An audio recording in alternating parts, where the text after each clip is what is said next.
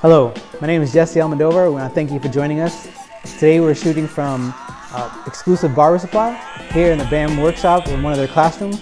Today we have Kyle. We'll be doing a 1.5 against the grain with a low fade and a taper at the end.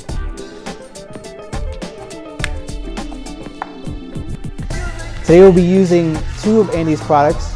We'll be using the BGR Plus as well as a Slimline Pro.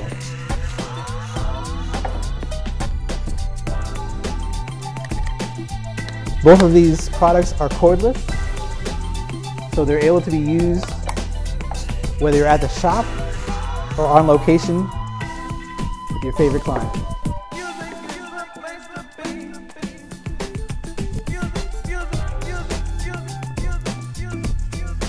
For Kyle's haircut, we're going to keep it dark, more along the tops, and we're going to have a low fade or high taper. We'll attach your 1.5 guard to your BGR Pluses or BGR series clippers. We're going to go against the grain.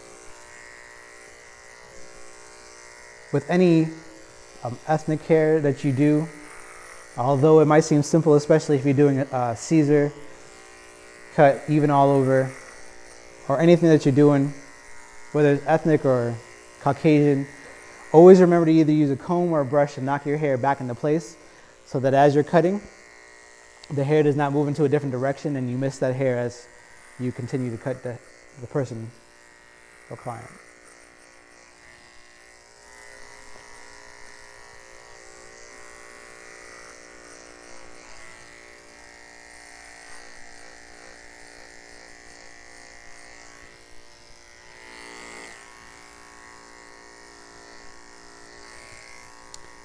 What's nice about not having a cord is you can do this maneuver here in the front of the person's head and not have to be tangled up. I'm worried about it hitting them in their face or wrapped around their ear or chair as you move around the person's head.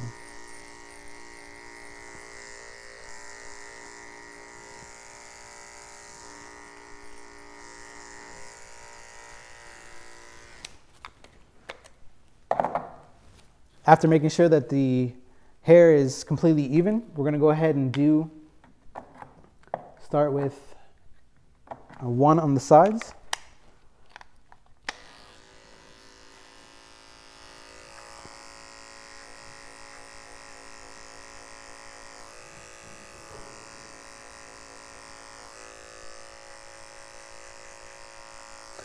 We're going to come over the ear with just a slight angle.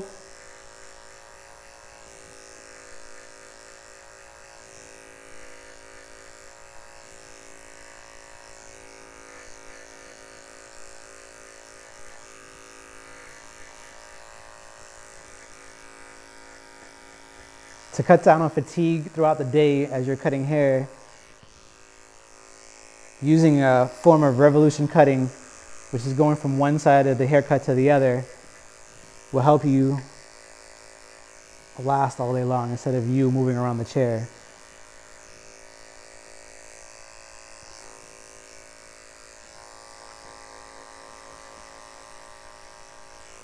The chair moves for a reason.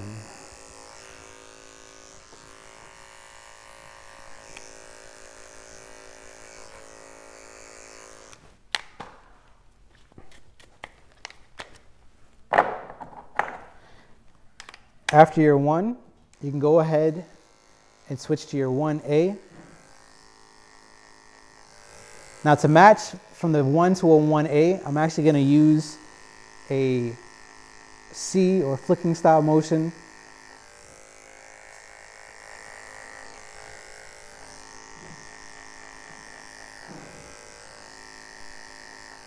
And again, the haircut is with the grain. So if the hair is falling forward, you cut coming back against it.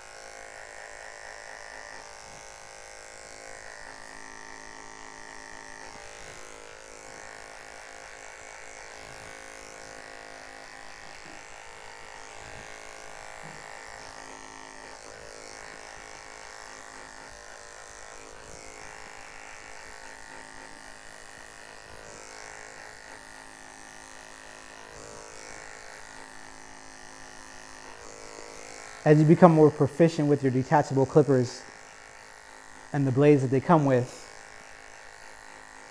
you'll notice that you'll get one particular level as you let it rest on the scalp, another as you come up from the scalp, leaving the blade touching the scalp, and even another if you lay it sideways and cutting. Those are just some techniques that you can use to blend as you're using detachable clippers, just the same way that you would use an adjustable style clipper, such as the Andes Super 120s or Andes Masters.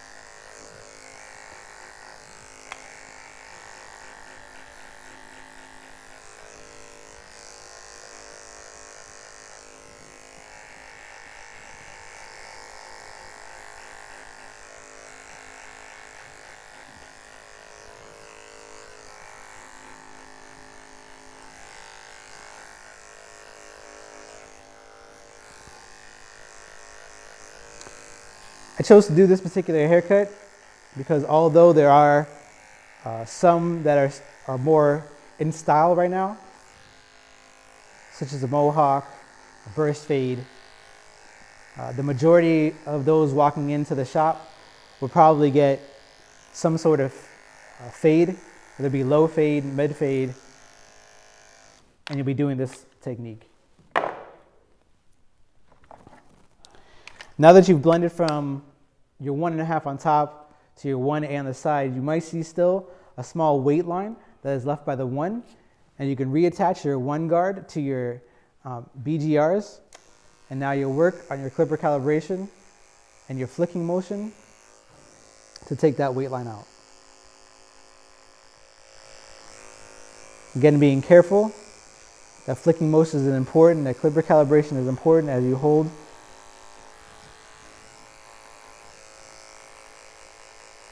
and take that weight line out. You're not trying to take a bulk cut, which is straight in. That will leave you with another line. Very light flicks or C motions with your clippers. And the angle that you hold your blade, you'll actually get a little bit more room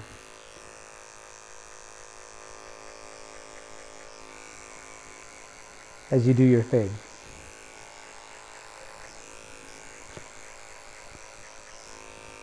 One of the nice things about leveling up or doing revolution cutting when you are putting your levels in, is that especially when you're beginning and you're learning how to cut hair and you're learning how to fade, is that you can see where your weight line is at. And instead of having one side of the head higher than the other during your fading as you go, as you're learning and you're first starting, it's a good technique to keep in mind, this way that your levels are all on one plane and not higher on one side than the other.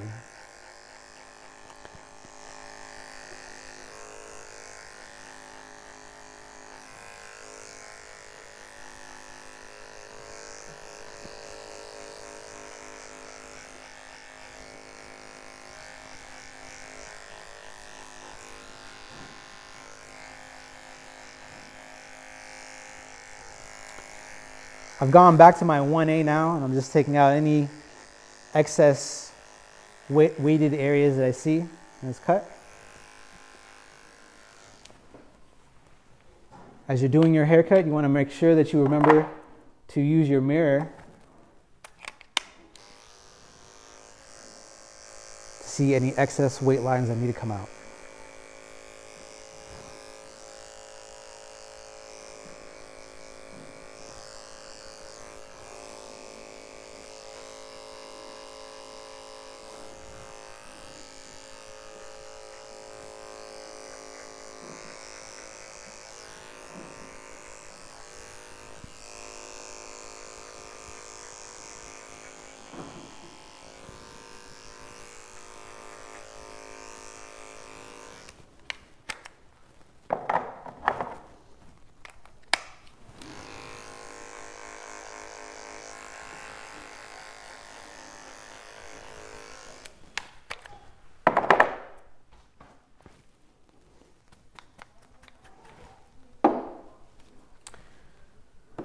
Now that we're done with our fade, I am going to go ahead and introduce another one of our cordless clippers, the Andy Super 120s, Super Ion 120s. It's nice because, again, it is cordless and it can adjust from a 4-0 all the way up to a 1. And we're actually going to taper Kyle out on the bottom and the sides.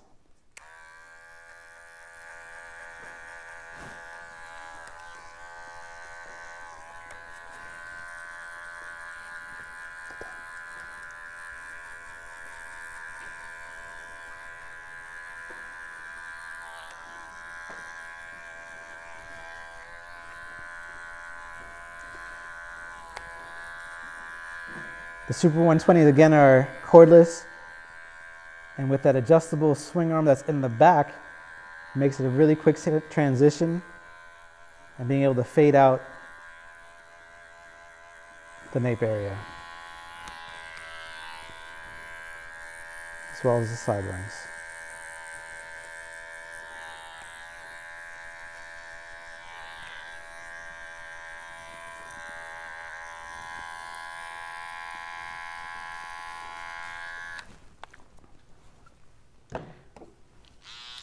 To go ahead and finish and put a nice crispness on Kyle's cut, we're going to go ahead and use our Slimline Pros, which is another cordless rotary clipper, and finish with his edge work. Go ahead and start in the back. One thing that you want to watch out for, and everybody is a little bit different, is where you put that edge line at, whether it's in the front or the back. You don't want to push in too much, because although it looks great when the person leaves the shop, and it's nice and tapered in to have that nice little V, the person might want that, and that's okay. But as it grows back in, you'll definitely be able to see that line. These particular slim lines were taken straight out the box and used as they are. I didn't need to go ahead and adjust them in any way. I know a lot of barbers do like to make the adjustments, but they can be zero gapped, which is nice if you do like to do that. For Kyle's sideburns, I actually am going to fade them out a little tighter.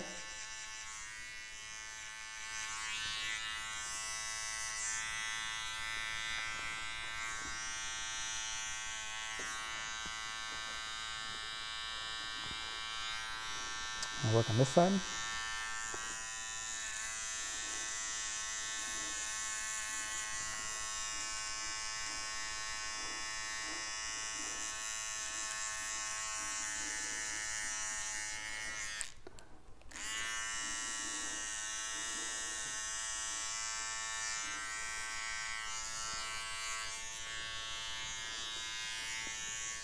Again, take out those sideburns.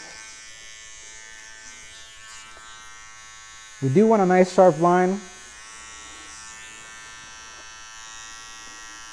but you won't want to kill it. Just because we want a sharp line doesn't mean you got to take in his hairline at the end.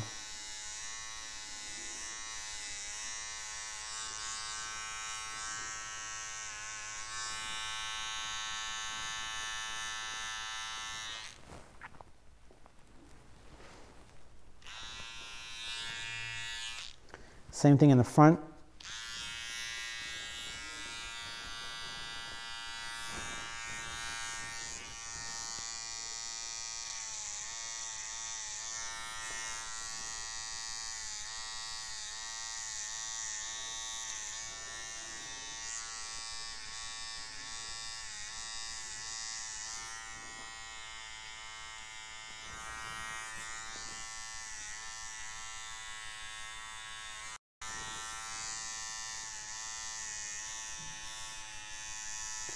This is where you might be tempted to go ahead and take that person's hairline further in just to make sure that it's all nice and straight and nice and crisp.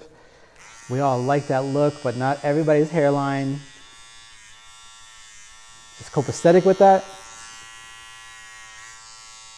You don't want to LeBron James them and give them a really big forehead. Sorry, LeBron James. Just saying. Great player though. This is where, again, your mirror comes into play. And you can see where the angle's at. Because like most people, your front hairline is not all even.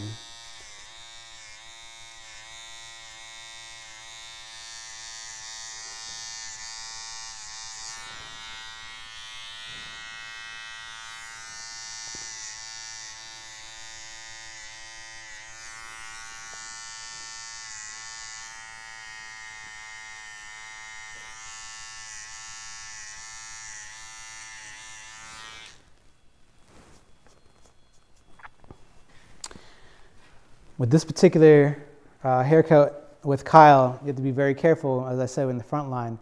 You might be very tempted to bring this side and make it even with a nice crispness, but this side of the hairline is already a little bit further back just due to being natural. So be careful on how far you push back. You can make an imaginary line very easily by using your clippers and still understand that the person can get a nice straight edge up without pushing the hairline further back than what is needed. Today, just to finish off and make this haircut just look a little extra special, we'll go ahead and add a little bit of gummy styling wax to give it a nice shine at the end.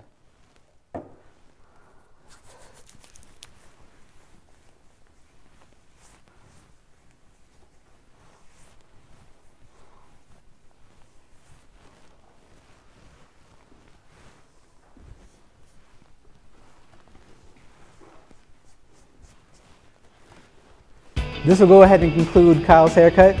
As you can see, we did a 1.5 on top, faded all the way down to a 0 on the bottom. And we used our BGR model detachable clippers, as well as our Andy's Super Slimline Pro to give a nice detail on the edge. And we'll also use to detail just a little bit in the middle, Super RN 120 to give that final little touch. We want to thank you for joining us here at exclusive Barber Supply in our BAM workshop, one of the classrooms that they have available. I want to thank you guys very much for letting us use your facilities.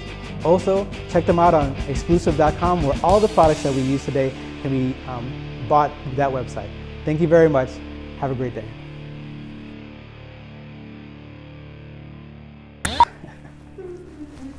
Fireball. Fireball.